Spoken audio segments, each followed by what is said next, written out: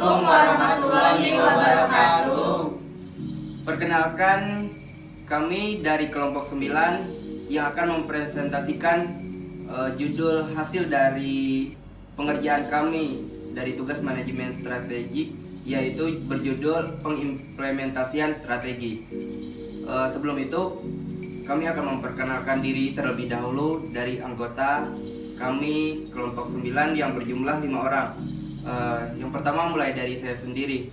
Saya bernama Samita Bacan. Selanjutnya mungkin bisa dilanjut dari mulai sebelah kanan dulu. Nama saya Rifta Jana.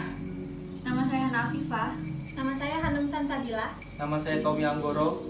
Baiklah, itu nama-nama dari kelompok 9 ya teman-teman. Selanjutnya langsung saja ya, kita akan mempresentasikan hasil dari pengerjaan kami. Apa itu implementasi strategi? Implementasi strategi adalah suatu tindakan yang dilakukan untuk melaksanakan rencana strategis yang telah disusun sebelumnya. Implementasi strategi juga merupakan bagian kunci atau key part dari manajemen strategi secara keseluruhan.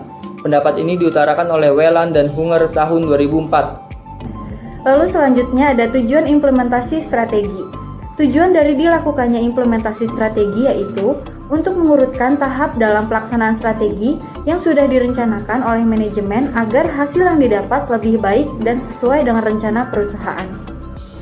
Pembuatan perencanaan yang dilakukan dalam implementasi harus mengetahui apa saja yang nantinya akan dijadikan perhatian dalam pelaksanaan program. Seperti pihak-pihak pelaksana perencanaan strategi tersebut, hal-hal yang harus dilakukan agar perencanaan yang dibuat sesuai dengan tujuan perusahaan dan bagaimana pelaksanaannya bagi karyawan agar semua sesuai dengan kebutuhan. Lalu selanjutnya ada tahapan implementasi strategi. Tahapan implementasi strategi menurut Whelan and Hunger 2004 terdiri dari 3 tahapan antara lain. Yang pertama penetapan program, yang kedua penetapan anggaran, dan yang terakhir ada penetapan prosedur. Selanjutnya ada beberapa kunci keberhasilan implementasi strategi. Yang pertama ada rencana tindakan, yang kedua struktur organisasi, yang ketiga sumber daya manusia, yang keempat rencana bisnis tahunan, yang kelima monitoring dan pengendalian, serta yang keenam ada hubungan. Selanjutnya, ada beberapa pihak-pihak yang melakukan implementasi strategi. Yang pertama, para direktur fungsional yaitu pemasaran, SDM atau sumber daya manusia, operasi, dan juga keuangan. Dan ada para direktur divisi atau SBU yaitu Strategic Business Unit, ialah bekerja sama dengan para karyawannya untuk mengimplementasikan seluruh rumusan yang telah dibuat dalam skala besar. Implementasi strategi dalam perusahaan. Melakukan analisis lingkungan perusahaan yang memberi gambar mengenai peluang dan ancaman. Melakukan analisis kekuatan dan kelemahan perusahaan dalam konteks lingkungan internal, sehingga dapat menentukan visi, misi, dan tujuan dari organisasi dengan tepat. Ada 4 hambatan terbesar dari pengimplementasian strategi. Yang pertama yaitu strategi yang lemah. Suatu perusahaan lebih baik memulai dari hal-hal terkecil untuk memastikan setiap tujuan bisa dikelola dengan baik dan dicapai tepat pada waktunya. Dengan begitu, sumber daya dan tujuan bisa diperluas hingga hasil akhir tercapai pada jadwal yang sudah ditetapkan pada sebelumnya. Lalu hambatan terbesar yang kedua yaitu pelatihan yang tidak efektif. Inisiasi strategi baru tidak akan bisa menurun begitu saja tanpa adanya pelatihan yang tepat tentunya. Beberapa pilihan yang bisa digunakan suatu perusahaan untuk mengadakan pelatihan yang tidak mengganggu proses bisnis yang sedang berjalan, sangat efektif dan sesuai dengan jadwal pekerjaan para karyawan. Perusahaan hanya perlu menemukan opsi pilihan yang tepat yang mengajarkan mereka keterampilan baru dan memberikan tindak lanjut untuk memastikan para karyawan mempraktikannya dalam alur kerja harian mereka. Yang berikutnya ada kurangnya sumber daya. Sumber daya ini bisa dibilang biaya langsung ya untuk melaksanakan strategi baru yang dikaitkan dengan konsultan atau setiap orang yang berpartisipasi untuk merencanakan, melaksanakan, dan memberikan pelatihan. Ini juga melupakan sekaligus serta biaya dari teknologi terkait. Dan ini bisa juga menjadi penghalang bagi perusahaan berskala kecil, menengah, maupun besar. Itulah mengapa penting untuk memulai dari hal terkecil dan hanya berkembang begitu dengan tujuan yang sudah terpenuhi. Terus yang berikutnya ada kurangnya komunikasi. Nah, di sini komunikasi bisa dikatakan ya baik dimanapun organisasi atau lembaga apapun itu merupakan kunci dalam pelaksanaan strategi baru perusahaan. Rencana komunikasi yang efektif itu ya harus dimulai dari atas ke bawah. Juga komunikasi ini yang transparan maupun yang jujur itu bukan terletak pada kualitas organisasi, tapi juga langkah yang kita perlukan juga untuk peluncuran yang baru ya gitu kan. Nah, apabila kurangnya komunikasi ini bisa menghasilkan tim yang terputus-putus dan ketidakpastian yang meluas.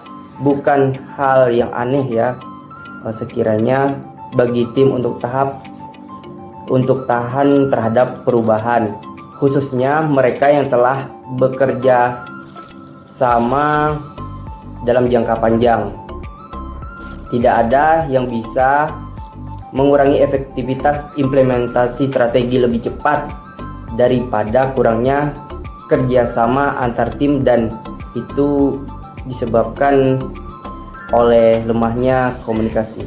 Yang berikutnya, mengapa implementasi strategi ini dianggap tahap paling sulit? Ya karena implementasi strategi ini selalu bertumpu pada alokasi dan pengorganisasian SDM yang ditampakkan melalui penetapan struktur organisasi, mekanisme kepemimpinan yang dijalankan, serta untuk memastikan keberhasilan. Nah, kenapa ini bisa dikatakan tahap paling sulit ya? Karena dalam menjalankan implementasi strategi ini kita membutuhkan tindakan-tindakan yang kita lakukan itu secara berhati-hati. Contoh kasus implementasi strategi PT Garuda Indonesia.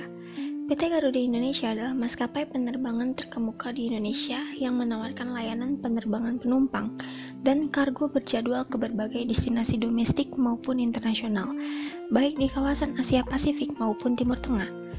Visi Garuda Indonesia adalah menawarkan pengalaman perjalanan yang terbaik bagi setiap penumpangnya, mulai dari saat memutuskan untuk terbang bersama Garuda Indonesia hingga saat mencapai destinasi akhirnya. Garuda Indonesia senantiasa menyempurnakan produk dan layanan di udara maupun di darat, tidak hanya untuk memenuhi harapan setiap penumpangnya, melainkan juga guna mengantisipasi perubahan-perubahan di masa depan. Kebijakan strategik Garuda Indonesia. Yang pertama, Garuda Indonesia menjadi tuan rumah di dalam negeri atau penerbangan domestik dan mampu berkompetisi setara dengan perusahaan internasional lainnya. Yang kedua, Garuda Indonesia sebagai usaha yang bergerak di bidang consumer service. Yang ketiga, menjadi leading carrier dalam penerbangan dalam negeri dan flag carrier dalam penerbangan internasional. Dalam mengimplementasikan strategi tersebut agar menjadi nyata, Garuda Indonesia melakukan dua hal. Yang pertama, restrukturisasi secara menyeluruh pada sektor perusahaan. Salah satunya pada bidang manajemen. Sebelumnya, sistem manajemennya adalah 1:3-4, yang berarti satu manajemen membawahi 3 atau 4 orang staf. Setelah restrukturisasi, sistem ini berubah menjadi 1:7, yang dimana berarti bahwa satu manajemen memimpin 7 orang staf. Hal ini bertujuan agar info yang ada di lapangan bisa tersalurkan secara langsung.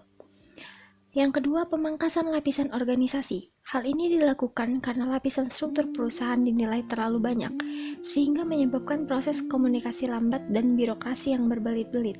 Dengan memangkas beberapa lapisan organisasi, komunikasi bisa menjadi lebih cepat dan proses birokrasi dapat dilakukan dengan efisien. Dalam mewujudkan tujuan strategik, maka diterapkan beberapa rencana strategik yang menata ulang seluruh aspek operasi, bisnis, dan manajemen. Yang pertama, strategi jangka pendek, yaitu menata ulang kegiatan operasi dan manajemen Garuda Indonesia agar penerbangan Garuda Indonesia kembali menjadi penerbangan yang tepat waktu dengan kualitas pelayanan yang prima. Lalu menata ulang aspek bisnis agar seluruh penerbangan Garuda Indonesia menjadi positif. Lalu yang kedua, strategi jangka menengah, membangun organisasi dan manajemen Garuda Indonesia yang efektif agar mampu mengembangkan bisnis Garuda Indonesia sejajar dengan perusahaan penerbangan internasional. Lalu yang ketiga, strategi jangka panjang, meningkatkan operasi dan bisnis Garuda Indonesia agar mampu melayani penerbangan yang menjangkau tujuan penerbangan yang semakin luas di mancanegara. Kemampuan dalam menciptakan perubahan dalam visi organisasi berdampak pada implementasi strategi dari bisnis perusahaan, yaitu visi perusahaan menjadi perusahaan penerbangan yang handal dengan menawarkan layanan berkualitas kepada masyarakat dunia menggunakan keramahan Indonesia. Pemaparan dari kelompok kami, semoga apa yang kami sampaikan ini bisa menjadi manfaat buat generasi ke depan, buat yang ingin mengimplementasikan strategi untuk masa depan kalian. Apabila ada yang kurang dari presentasi kami, mohon diperbaiki ya. Demikianlah saya ucapkan sekian dan terima kasih. Wassalamualaikum warahmatullahi wabarakatuh.